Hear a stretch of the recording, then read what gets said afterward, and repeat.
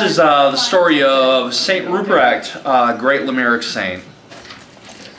Now, Ruprecht was a simple man. In fact, he was a very simple man. And the mystical music churns on. Ruprecht was a simple man. In fact, he was a very simple man. He had this gig with this outfit that got a good tax break from giving the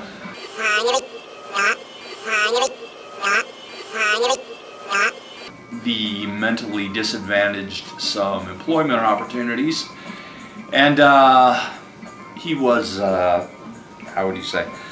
Anyway, he got this job at this hotel, and it was a job in a hotel kitchen, and he really liked his job.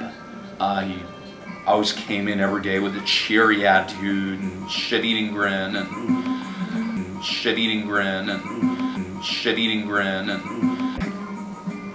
was happy and shined all those stainless steel surfaces until they were shiny and bright and shiny, and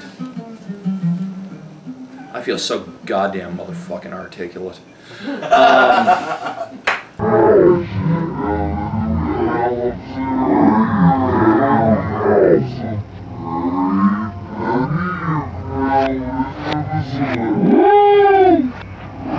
Anyway, the Abbey of the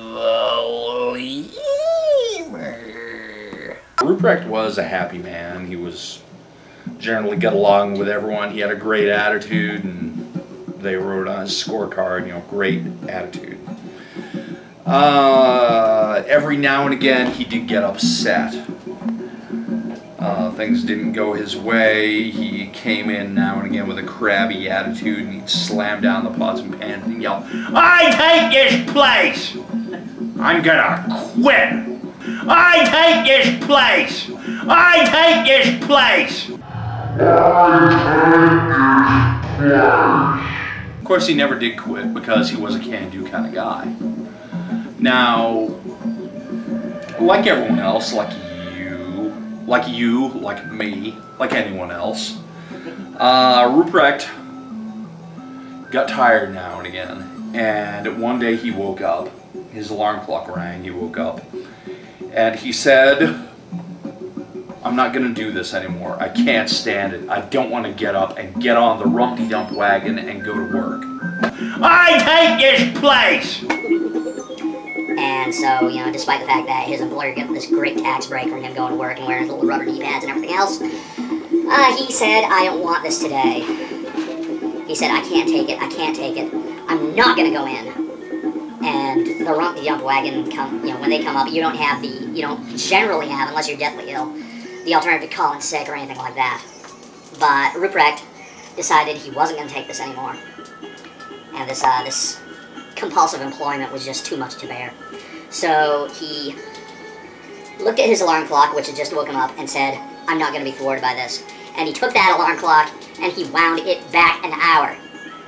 And he said, "There, the Rumpty-Dump wagon can wait another hour before it picks me up." And he went back to bed. And he woke up an hour later, much more refreshed, much happier, much more ready for work, and then realized it was Sunday and he didn't have to go to work anyway. But it is Ruprecht's divine folly and his will, his iron tower of will that we celebrate on this day. That he was willing to actually monkey wrench time itself in order to get an extra hour sleep. And the lemurs. All hail Saint Ruprecht. The lemurs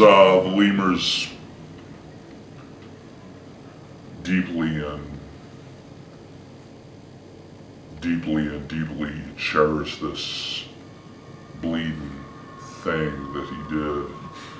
And a lot of people like to pawn it off on Eisenhower, and what we say, leave it to Eisenhower to fuck with the machinery of time, but in reality it was Saint Ruprecht, and we will always venerate Saint Ruprecht for this wonderful deed. Anyway, that is Hey, Elisabetta! And beer! that is the story.